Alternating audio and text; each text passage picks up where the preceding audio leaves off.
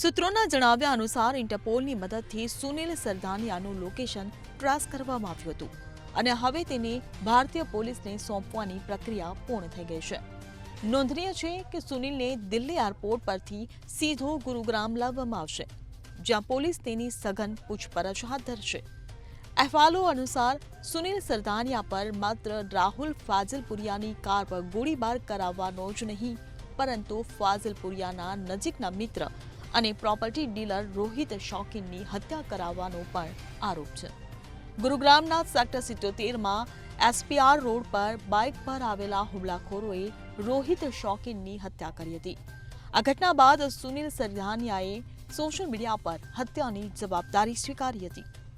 ઉલ્લેખનીય છે કે થોડા મહિના પહેલા ગુરુગ્રામના એસપીઆર રોડ પર રાહુલ ફાઝિલપુરિયાની કાર પર 2 રાઉન્ડ ગોળીબાર કરવામાં આવ્યો હતો, જેમાં તે આબાદ બચી ગયા હતા. પોલીસ તપાસમાં બહાર આવ્યું છે કે આ સમગ્ર મામલો ગેંગવોર અને કરોડો રૂપિયાના પ્રોપર્ટી વ્યવહારો સાથે જોડાયેલો છે. રોહિત શોકીનના મિત્ર દીપક નંદલને પણ લોન ચૂકવવામાં નિષ્ફળ જવા બદલ મુખ્ય શંકાસ્પદ માનવામાં આવ્યો હતો, જેના કારણે બંને વચ્ચે વિવાદ થયો હતો. પોલીસે આ કેસમાં અન્ય ઘણા શૂટરોની ધરપકડ પણ કરી હતી.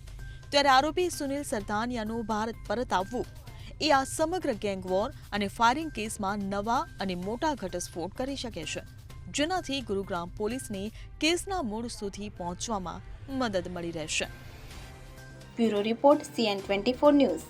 હવે જુઓ દેશ દુનિયાની તમામ ખબરો તમારી આંગળીના ટેરવે. ઉઠાવો મોબાઈલ અને Google Play Store પરથી ડાઉનલોડ કરો અમારી CN24 ન્યૂઝ મોબાઈલ એપ.